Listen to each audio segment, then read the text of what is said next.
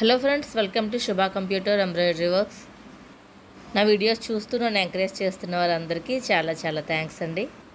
ఈరోజు ఒక బ్యూటిఫుల్ డిజైన్తో మీ ముందుకు వచ్చానండి.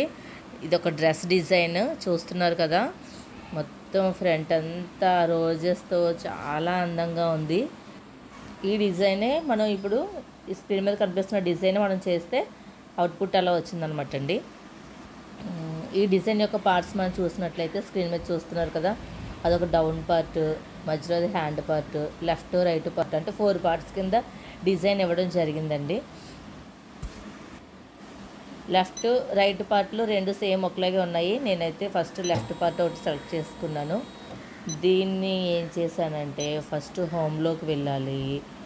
హోమ్లోకి వెళ్ళిన తర్వాత ఆ డిజైన్ని మనం ముందు సైజ్ తగ్గించాలి.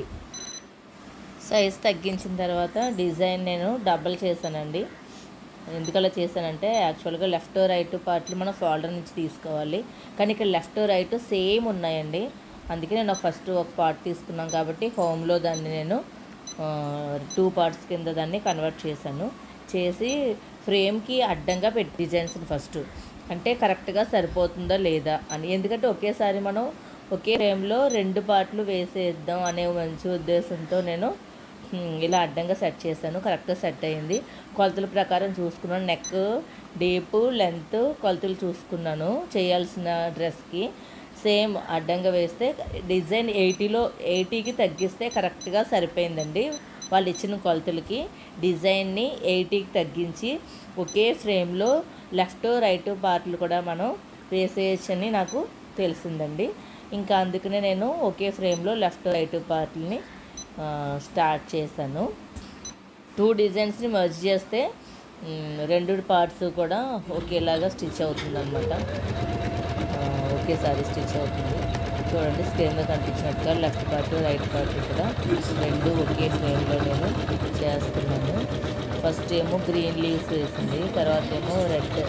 గ్రీన్ లీవ్స్ వేసిన తర్వాత మరి దానిపైన వేరే వైట్ కొమ్మల్లాగా వేసిందండి. తర్వాత ఏమో రోజెస్, నెక్ బార్డర్ ఏమో ఫ్లవర్స్, చిన్న చిన్న ఫ్లవర్స్ ఎల్లో కలర్ ఇచ్చానండి.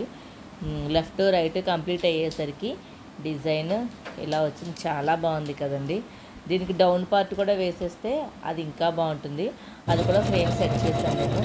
సెట్ చేసి డౌన్ పార్ట్ని ఆ లెఫ్ట్కి రైట్కి కరెక్ట్గా అటాచ్ అయ్యేలాగా దాన్ని నేను సెట్ చేసి పెట్టానండి.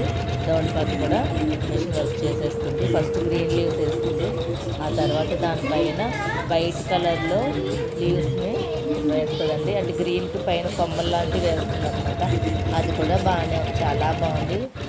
ఫోన్లో చూసిన దానికంటే కూడా డైరెక్ట్గా చూస్తే డిజైన్ ఇంకా చాలా బాగుందండి. నాకైతే చాలా బాగా నచ్చింది. ఏమీ లేదండి, ఉషా 450లో డిజైన్ చేయాలంటే, డ్రెస్ డిజైన్ చేయాలంటే ఎన్ని పార్ట్లుగా ఉంటుంది అని నేను మీకు చెప్పాలని అనుకున్నాను. అందుకే ఉషా 450 జానోమ్ నా మిషన్. ఆ మిషన్లో డ్రెస్ డిజైన్ చేయాలంటే కనుక 3 పార్ట్స్గా వేయాల్సి ఉంటుంది, కానీ నేను 2 పార్ట్స్లోనే కంప్లీట్ చేసేసాను. అంటే నెక్ దగ్గర ఉన్నటువంటి పార్ట్స్ రెండింటిని ఒకే ఫ్రేమ్లో వేసాను.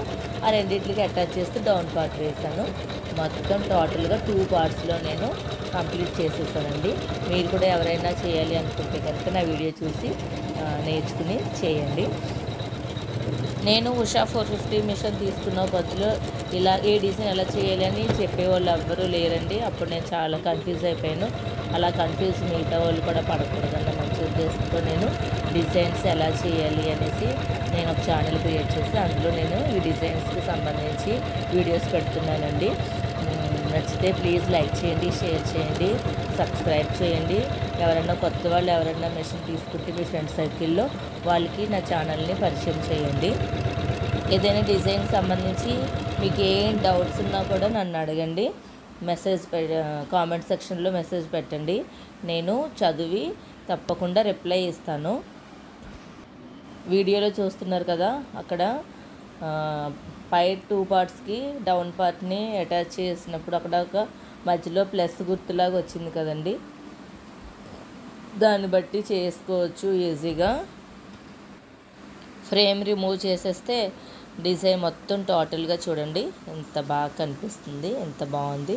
స్టిచ్చింగ్ కూడా బాగా చేసుకుంటే ఇది చాలా రిచ్గా ఉంటుందండి. పార్టీ వేర్గా కూడా యూజ్ అవుతుంది. Thank you for watching.